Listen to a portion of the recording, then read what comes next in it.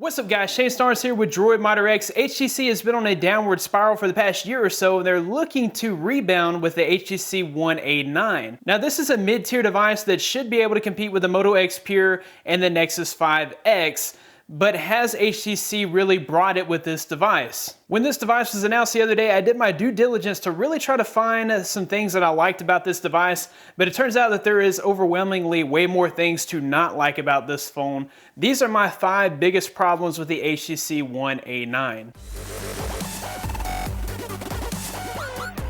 We'll start out with the most obvious problem of the HTC One A9, and that's the fact that the design appears to be totally stolen from the iPhone 6. In fact, it looks like the Apple logo was scrubbed off the back of the device and the HTC stamp was placed on the back. They just scooted the camera over slightly. Now we know that HTC is capable of designing awesome looking phones. The HTC Droid DNA is probably one of the best looking devices of all time in my opinion. You really can't beat the black and red color scheme, and those tapered designs made the phone look impossibly thin. This is the phone that got the most attention when I carried it on a day-to-day basis. People ask me about the phone all the time, either because they wanted to see how it was so thin, or because this is the phone that they wanted for themselves. The design of this phone is probably one of the biggest disappointments of the One A9. My second problem with the device is the fact that it has no front-facing speakers. Front-facing speakers was one of the main selling points of the One M8 and the One M9. Now that it's gone on the One A9, I feel like this is something that I'm really going to miss. They now have the speaker on the bottom grill of the device. That's better than having a back-facing speaker, but it in no way, shape, or form compares to stereo front-facing speakers. Problem number 3 is the 16GB base model. With high-definition video and the size of applications growing all the time, 16GB is no longer acceptable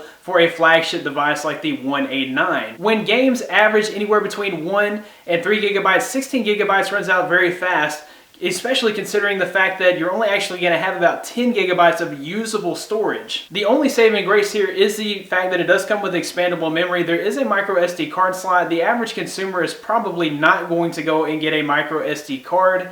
They're just going to be annoyed at the fact that their phone runs out of storage. In the last quarter of 2015, 32GB should be the bare minimum for a flagship device. My fourth problem is the fact that the device doesn't have wireless charging. Now that is a personal preference and it may not affect you as much as it affects me. My last 2 daily drivers were the Galaxy S6 Edge and the Note 5, and I've become accustomed to being able to use that wireless charging. It's real nice just to be able to place your phone on a pad and it begins to charge without having to fumble around with a charge cord. Now what you get instead of wireless charging is a premium all-metal build. Samsung's been able to put out devices with a premium build and wireless charging. I really think HTC missed an opportunity to be one of the only 2 major OEMs to offer wireless charging. Apple still doesn't offer wireless charging, and the only real OEM that is actually giving us wireless charging on a consistent basis is Samsung. They've kind of cornered that market, and HTC is just kind of giving them that market, releasing phones that don't include wireless charging. My fifth and final problem, probably the biggest problem that I have with this device, is the ridiculously tiny 2,165 milliamp hour battery. Phones in the same price range like the Moto X Pure and the OnePlus 2 have much larger batteries. The Moto X Pure has a 3,000 milliamp hour battery while the OnePlus 2 has a 3,300 milliamp hour battery. Those phones should last you all day.